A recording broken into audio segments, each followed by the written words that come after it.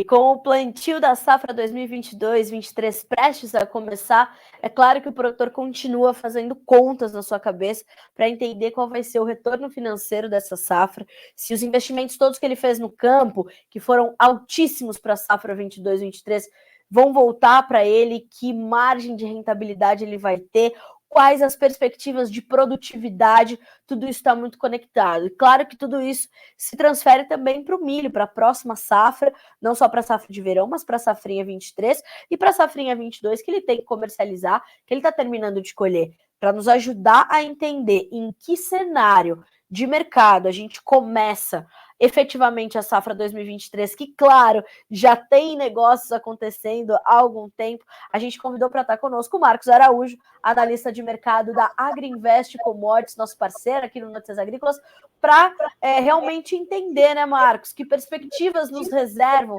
a safra 2022-23. Bom dia, meu amigo, seja bem-vindo. Obrigado, Carla, muito bom dia a todos, uma grande alegria voltar ao bate-papo com todos vocês. Marcos, eu queria começar pela soja. A gente está prestes a começar. Setembro é o mês que marca aí, né, o início dos trabalhos de plantio da soja no Brasil. Não é todo canto que a gente já pode começar a plantar, mas a gente tem perspectivas muito altas para essa safra. Acho que a primeira pergunta que eu queria fazer para ti é essa. Você tem essas perspectivas altas também? Ou nesse seu contato mais próximo com o produtor, as coisas podem não ser bem assim, apesar de serem ainda muito boas? Cara, vamos lá. Nós vivemos aí hoje nós temos uma globalização, essa financiarização das commodities agrícolas. Portanto, nós temos efeitos macroeconômicos, como agora recentemente o efeito dessa expectativa do aumento da taxa de juros nos Estados Unidos e essa manutenção dos juros elevado. Isso acaba repercutindo negativamente nas commodities, assim como também outros fatores externos, como a retomada novamente dos lockdowns na China. Isso tudo afeta a mobilidade urbana e o hábito dos consumidores, o hábito alimentar. Isso daí acaba repercutindo numa redução de demanda por commodities agrícolas e a gente acaba sofrendo. Foi o que aconteceu nos últimos dias. Hoje, Chicago volta para o movimento de alta.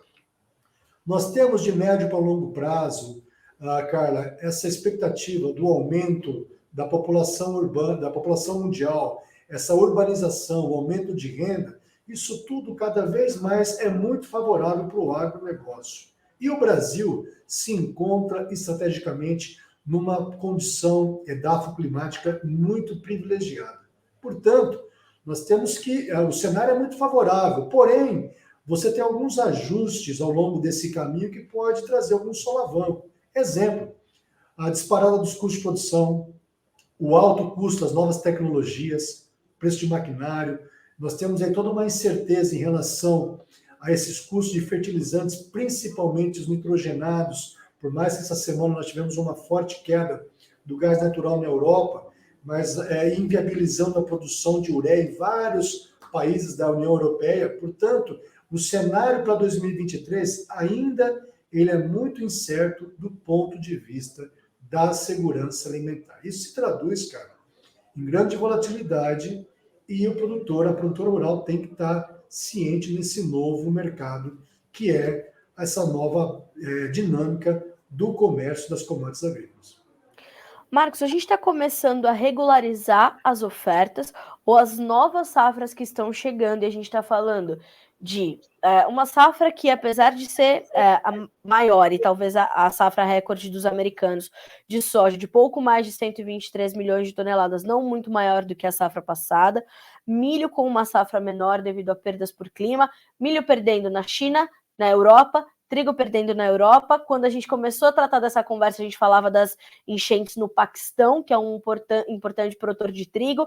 A gente começa a ver, apesar desses problemas, uma regularização das ofertas de alimentos ou de matéria-prima para fazer comida, ou ainda não, e talvez sejam as novas safras da América do Sul que vão dar início a esse processo. Eu vou dividir essa resposta falando primeiro da soja, depois do milho e dos cereais. Falando de soja, nós temos aí a produção americana estimada em 123,3 sacas por milhões de toneladas. Nós temos uma expectativa do aumento da produtividade americana em função desse clima melhor nas últimas semanas de agosto. Então, é bem provável que a produção americana fique ao redor aí entre 123 milhões e 500 mil toneladas a 125 milhões de toneladas. Portanto, nós tivemos uma grande quebra na América do Sul. Nós temos aí, para a safra 2022-23, a questão da oferta, ela só vai ser garantida, concluída, lá para final de fevereiro do ano que vem. Nós temos toda essa possibilidade do novo Laninha aqui para o sul da América do Sul. Isso é um fator muito preocupante, tá? Do ponto de vista da oleaginosa a nível mundial, nós não temos uma segurança alimentar resolvida.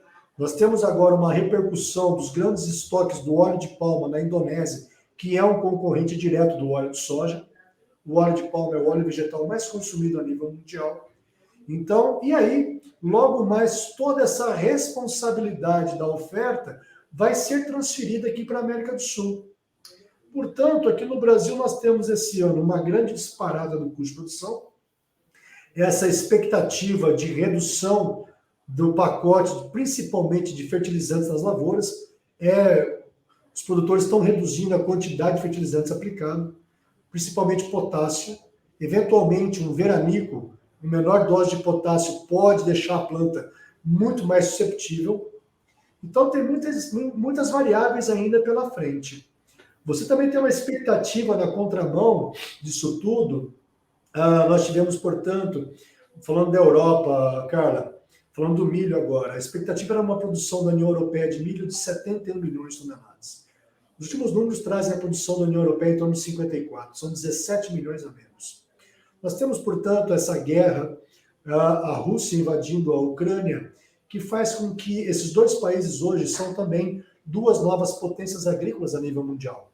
A Rússia e a Ucrânia são importantíssimos do ponto de vista de segurança alimentar, falando principalmente de trigo, cevada, milho, os cereais. Agora, para o ano que... Cara, o ucraniano vive uma situação dramática, né? Uma situação que muitos lá têm uma questão de crédito, essa insegurança do país estabelecida, muitos produtores lá estão tendo que vender ao preço que pagar as suas commodities para fazer caixa. A consequência disso, a exemplo dos argentinos, é um sucateamento do seu pátio de máquinas e, com certeza, uma redução do poder de compra dos produtores. O governo ucraniano está estimando uma redução na área de trigo de inverno, cara, de 2 milhões de hectares. E para o ano que vem também uma forte redução na área do milho. Isso daí deve migrar para culturas oleaginosas que consomem menos, por exemplo, nitrogênio. Você tem a questão do rizoma e tudo mais, a inoculação, o nitrogênio da atmosfera. Portanto, a expectativa do governo da Ucrânia é que eles plantem mais oleaginosas ao invés de cereais. Portanto, também você tem uma situação crítica na China, pegando não só o arroz, também agora o milho, a redução dessa produção nos Estados Unidos. Portanto, nós podemos ter ainda revisões a menores na produção do milho nos Estados Unidos. E aí você tem todo um problema de segurança alimentar do milho a nível mundial. De novo, a oferta não está garantida. E isso daí vai se traduzir na decisão do produtor americano do hemisfério norte para o ano que vem, novamente aquela velha máxima da competição diária, né? Portanto, se eles produzirem, se o preço do milho nessa questão desse cenário, quebra de safra, China, Europa, Estados Unidos, o preço do milho subir demais, portanto, o produtor norte-americano tende a plantar mais milho que soja. Reduzindo a área de soja, o preço da soja vai ter uma disparada gigante. A área americana está consolidada. Então, nós vamos entrar ainda em cena essa equação, briga diária e a resposta sobre essa disparada do custo de produção. Quem vai pagar por isso? Nós sabemos, cara, números redondos, tá? Os países desenvolvidos, os países ricos, Reino Unido, Estados Unidos, cara, a população, em média, gasta 8,6% da sua renda gasta com alimentos. Países pobres, como o Quênia, por exemplo, Carla, o gasto de uma família com comida chega a alcançar 55% da sua renda familiar. De 9% do país desenvolvido para 55%. Quando nós temos uma inflação de alimentos a nível mundial, toda essa política verde entra em xeque, em dúvida. A população carente é a que mais sofre com isso daí. O milho, por que eu falei isso? Porque o programa de o milho a nível mundial, ele tem uma válvula de escape, que é os programas de biocombustível ao redor do mundo. Hoje, os Estados Unidos consomem cerca de 140 milhões de toneladas de milho por ano para produzir etanol, mais que uma produção brasileira. E o Brasil tende a saltar para uma demanda em torno de 20 milhões.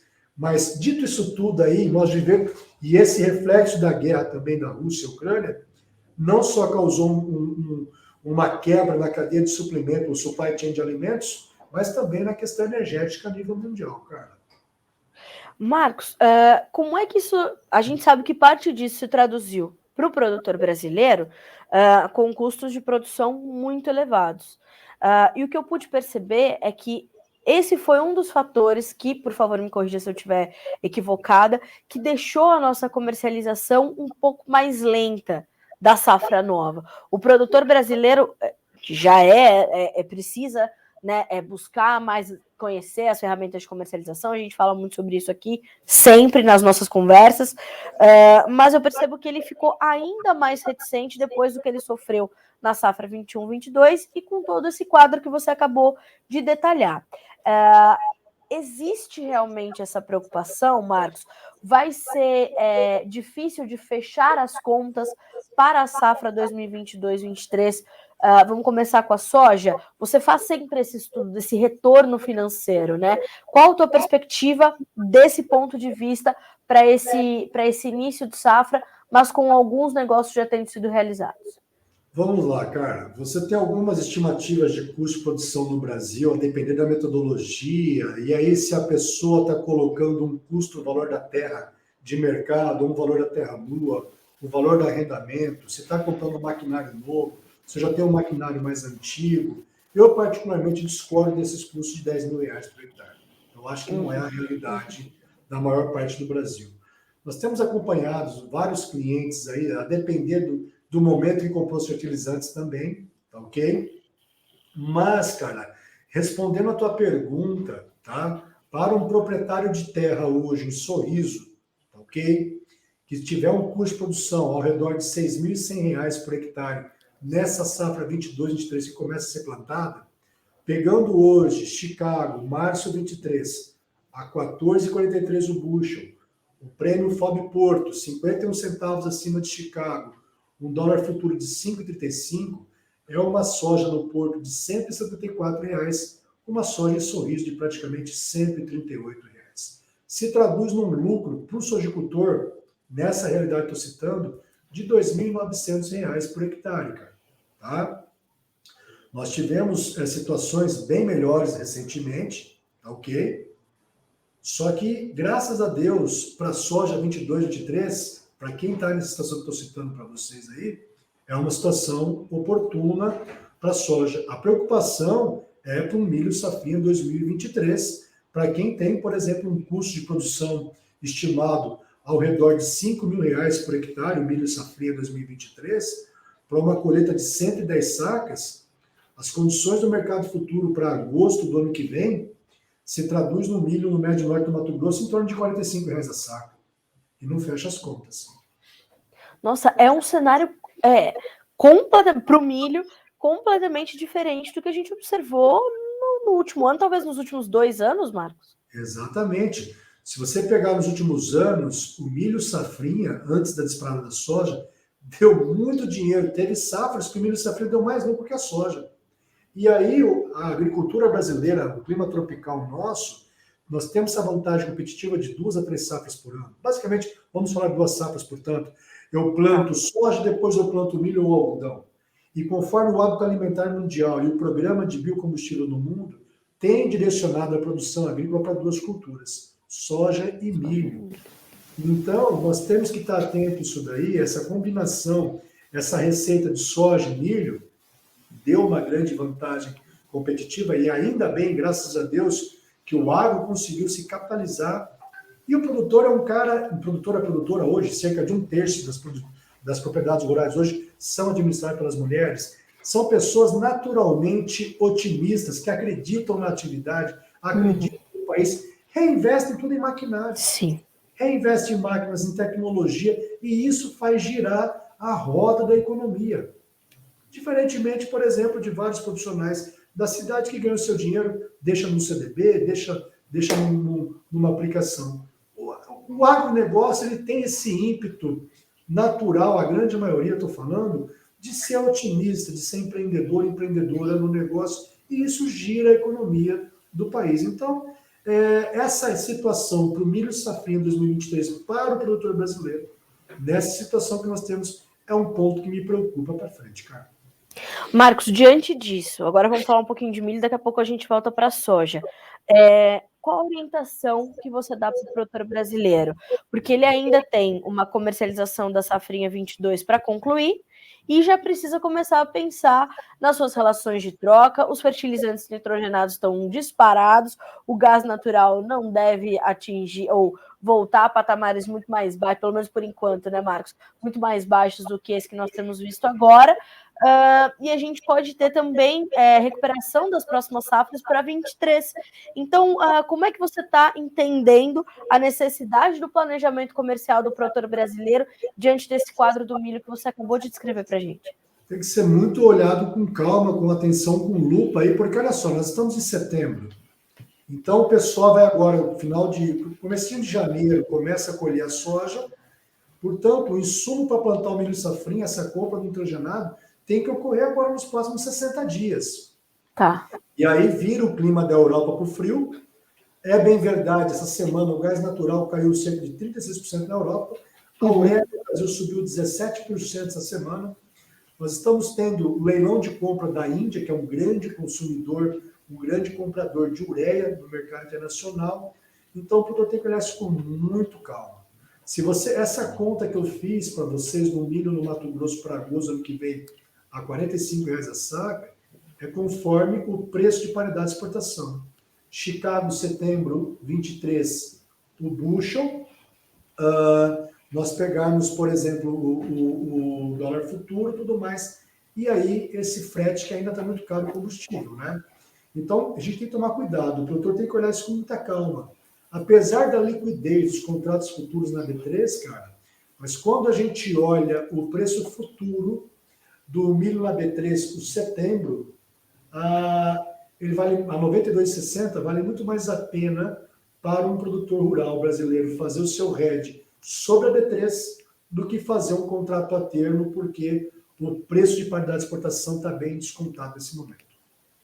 E, Marcos, a gente tem uma possibilidade de melhora desses preços ao longo do ciclo, ou os sinais que você tem até esse momento são de que a gente deve ter uma temporada 23 para o milho com uma média de preços muito próxima desses R$ 45, que chega a ser um valor preocupante, porque já não fecha as contas para algumas regiões do país. E que regiões são essas? A gente está falando de Mato Grosso, por exemplo, Marcos? Sim, esses preços que eu citei para vocês é uma realidade de um cliente do Médio Norte do Mato Grosso. Médio Norte, tá.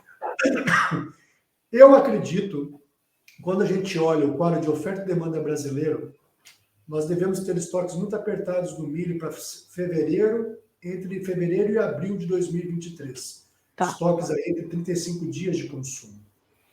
Portanto, nós precisamos agora, no mercado de alta, a gente sempre brinca, né? Tem esse jargão no mercado. O touro tem que ser alimentado diariamente. Nós temos agora plena colheita no hemisfério norte. Nós temos essa concorrência direta com a Ucrânia. A Ucrânia, infelizmente, com essa questão de guerra e uma situação depressiva, humilhante para uma família, eles estão tendo que entregar a produção ao preço que o mercado pagar para eles. E aí, com certeza, parte da demanda... E aí eles ganham o mercado nesse momento. Só que isso daí vai fazer com que o mercado para frente também pague esse preço, porque eles não vão ter capacidade de reinvestimento na atividade. Nós precisamos, nesse momento, uma maior demanda internacional, que venha mais acentuadamente para o Brasil, para que consiga catalisar essa alta do preço do milho. Nesse momento, o milho brasileiro está caro quando comparado com outras origens. Os nossos prêmios têm caído nesse momento. Só que em algum momento, no futuro próximo, com toda essa crise instalada, redução da 17 milhões na Europa, problema na China e nos Estados Unidos, essa demanda internacional vai ter que vir para o milho brasileiro, e eu acredito que daí, entre fevereiro e abril do ano que vem, nós devemos ter preços elevados do milho e o produtor ficar atento para garantir lucro no momento da colheita do seu milho safrinha 2023. Certo. Como é que está a comercialização da safrinha 22, Marcos? Ela está um pouco mais lenta do que o normal ou do que poderia estar? Tá assim também para a soja também, viu, Carla? Para o ano que vem, soja 22, 23, os produtores estão aí atrás da moita, muita gente agora, produtor com a cabeça focada nesse início de plantio, então o produtor está muito de olho nisso daí. E também, esse é um ponto que nos preocupa, cara, porque você tem pouco ritmo de venda. O brasileiro está menos de 20% vendido. Pois a Argentina está de 7% vendido só no ano que vem. E o próprio produtor americano. Então você vai ter nesse momento, e quando a gente fala de demanda, China, 2/3 da importação mundial de soja é pela China. Hoje, o lado positivo disso tudo é que a suinocultura na China volta a dar um lucro em torno de $120 por suíno gordo abatido. No ano passado, eles perdiam $70 nesse mesmo período, nesse mesmo momento do ano, por animal gordo. Porém, a suinocultura, que é o grande consumidor de farelo e óleo de soja da China, estão recuperando o prejuízo passado.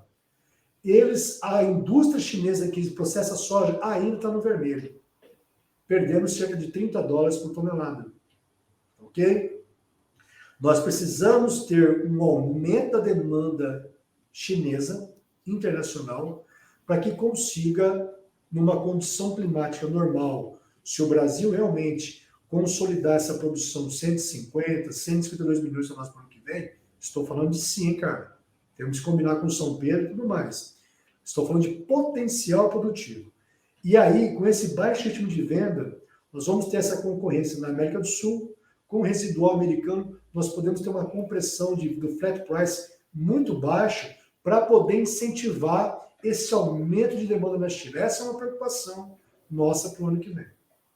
E, Marcos, não sei se faz sentido também a minha preocupação de que é o seguinte: temos um volume de vendas ainda pequeno, uma comercialização atrasada. A gente pode carregar essas vendas um pouco mais para diante. Eu quero saber de ti. A gente poderia sobrecarregar não só o preço, mas toda a questão logística também e sentir uma pressão maior, por exemplo, sobre os nossos prêmios, o que ajudaria a formar preços menores aqui para o produtor brasileiro. Quer dizer, tudo pode embolar ali na boca do funil e as oportunidades ficarem mais escassas para o produtor brasileiro fazer renda efetiva com a soja 22, 23? Exatamente, é o que aconteceu agora recentemente com o milho. Você viu que o baixo ritmo de venda dos produtores que foram para comercializar o milho agora nesse momento, você tem um diferencial de base, esse basis, o milho médio norte para Campinas, de R$25 abaixo. Veja o que tem acontecido com a falta de liquidez do pecuarista atrasar a sua venda agora no boi em confinamento. Tem vários aí sofrendo com a questão de liquidez do mercado interno. Será que para a soja isso jamais pode acontecer? Né? Eu acho que não dá para falar, não, nunca vai acontecer isso. Mas uma necessidade de caixa, de produtores, se nós tivermos uma safra cheia, nós podemos sim ter uma pressão muito negativa dos prêmios. Marcos, como é que a gente avalia esse comportamento? Faz sentido para você, o produtor, você que é um grande conhecedor e um estudioso, inclusive, do comportamento do produtor, faz sentido ele se comportar assim? Porque eu imagino que o diferencial hoje entre a safra velha e a safra nova seja considerável. Eu queria entender se ele faz essa relação, se isso é uma trava para ele, como ele enxerga o comprador, se tem demanda para essa soja 22, 23, e que fatores deixam ele tão reticente na hora de fazer essa venda. A gente sabe que é um comportamento tradicional do produtor, mas que a gente tem buscado mudar isso, né, Marcos? Com informação, com conhecimento, com educação financeira. Quais são os pontos que hoje travam esses negócios com o milho 22, safrinha 22, milho 23 e soja 22, 23, Marcos? Bom, essa resposta era bem ampla, né? Eu diria para vocês que existe até mesmo uma avaliação fiscal contábil do ponto de vista de um produtor, porque se ele vende demais a soja, o milho no mesmo calendário fiscal, ele vai ter uma receita muito grande, e aí se ele não tem despesas vinculadas para aquele ano, ele pode ter um excedente e ocorre uma tributação muito pesada para ele. Portanto, também muitos optam para virar o calendário fiscal para escalonar essa comercialização. Muitos produtores não usam a estratégia de comercialização e eles se baseiam apenas no fluxo de caixa. Eu tenho que pagar o meu financiamento, o meu custeio ou uma dívida de fertilizantes, ele vai lá e vende para poder fazer aquilo ali. Eu acho, particularmente, essa estratégia baseada no fluxo de caixa errado, né? Não sou dono da verdade, mas porque você deixa de perder bons momentos que você tem um mercado invertido. Esse ano, por exemplo, você tinha Chicago a $17 o bushel para março, vencimento maio, e para novembro a $15 o bushel. Era uma curva invertida. Nós vimos alertando vários produtores para olhar com carinho esse ano a operação caixa. Você vender a soja a 180 a março, aplicar o dinheiro e comprar uma call spread de Chicago, porque você cria um estoque virtual. Né? Aí agora, então você tem uma questão fiscal, isso que é muito importante, o produtor também optam para escalonar a sua venda nesse sentido, muitos também por desconhecimento de entender como que se faz a curva de preço em Chicago, não olham a curva de preço de contratos futuros, quais estratégias eles deveriam estar adotando nesse sentido, e aí muito menos faz o uso das ferramentas de proteção de preço. Essa, na nossa opinião, são grandes oportunidades de melhoria para o novo e para a nova gestora do agronegócio brasileiro, porque a comercialização, vamos usar uma analogia aí, a moda cavalo de carroceiro, que não só olha para frente aqui, não tem uma visão ampla do que hoje é a comercialização agrícola, esse daí está fadado ao fracasso, infelizmente. Então, o mercado está muito dinâmico e não dá para você ficar na zona de conforto. Marcos, para a gente concluir, a gente está, como eu disse no começo dessa conversa, a gente está com perspectivas e o produtor com essa, né, quase que uma pressão de fazer uma super safra.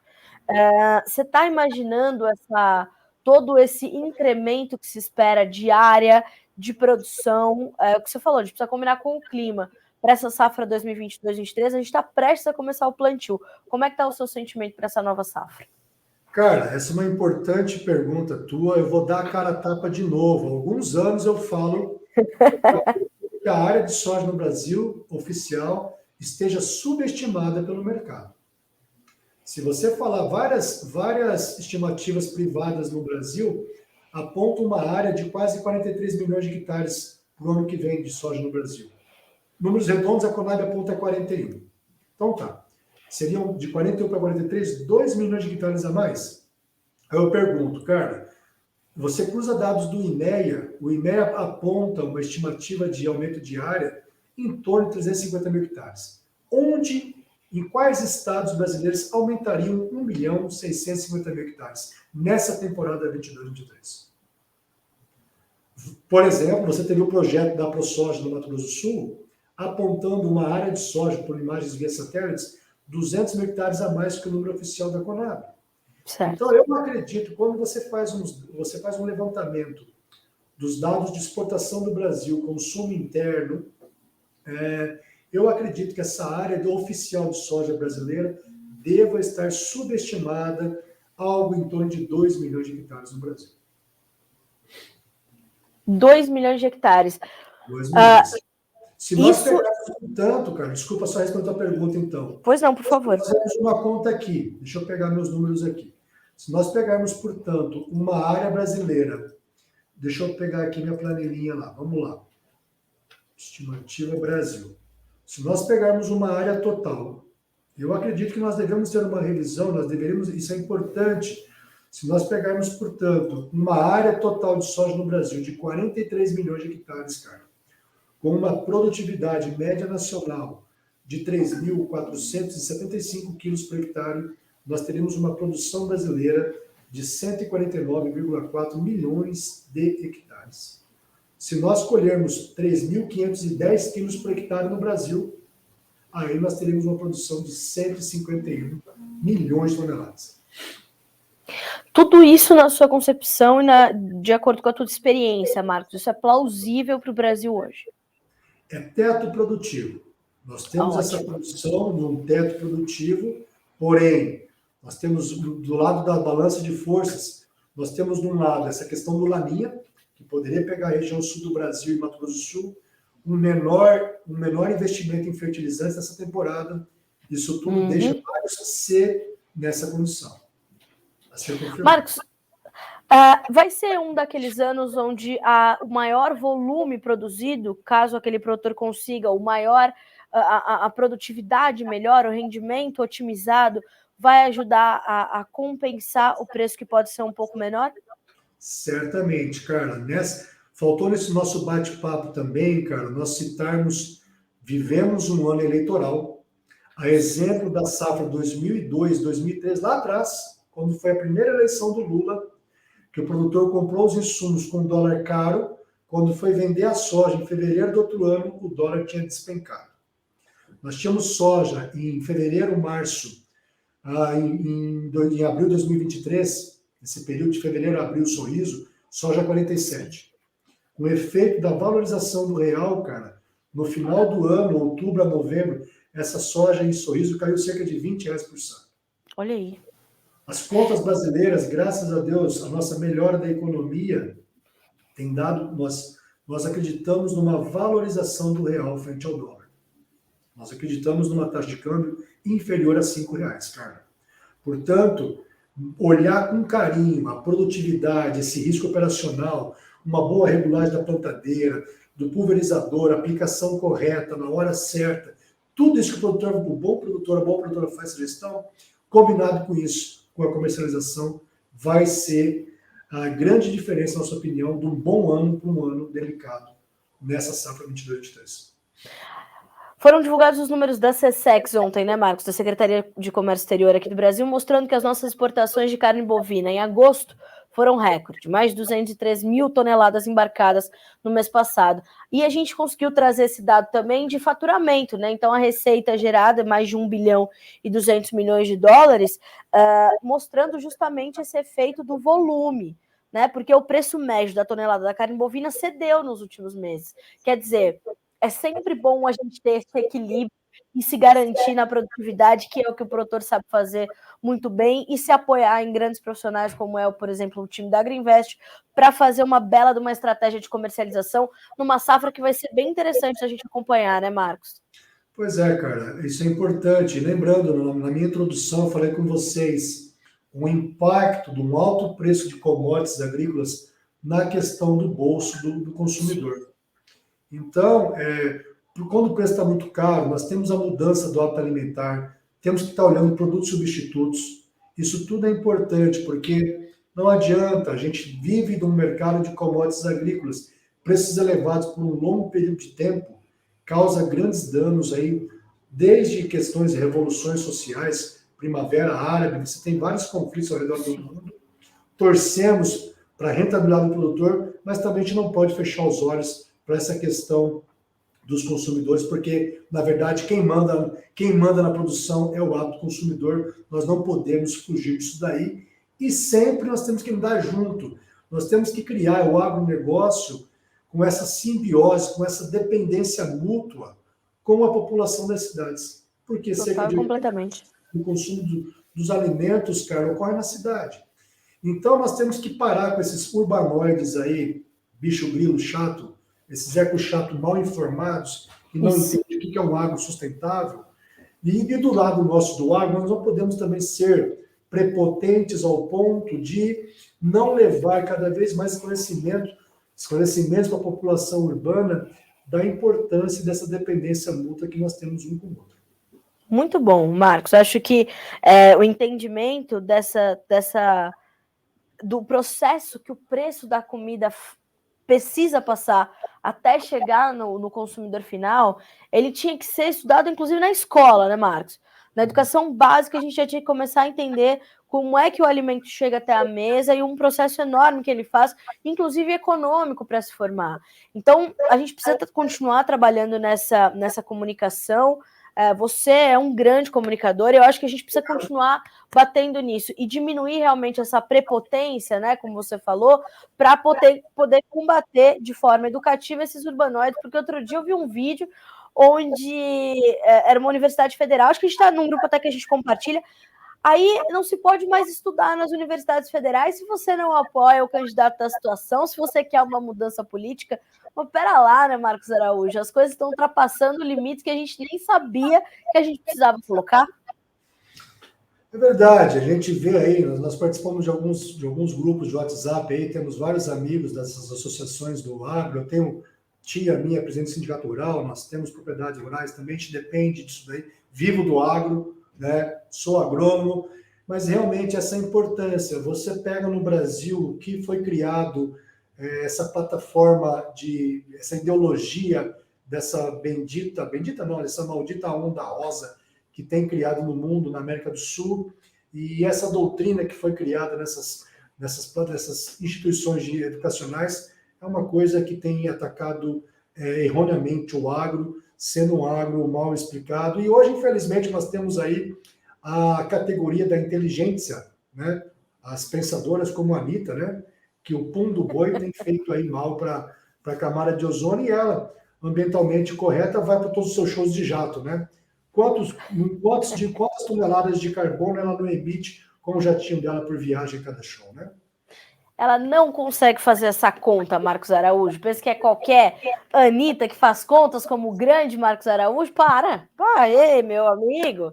Ela ainda precisa comer muito sal para chegar até onde nós estamos, Marcos, até onde vocês estão, né? Fazendo esses cálculos para permitir que os produtores tomem boas decisões, que inclusive vão garantir comida mais acessível, né, para o povo brasileiro e para 1 bilhão de pessoas que a gente alimenta nesse planeta.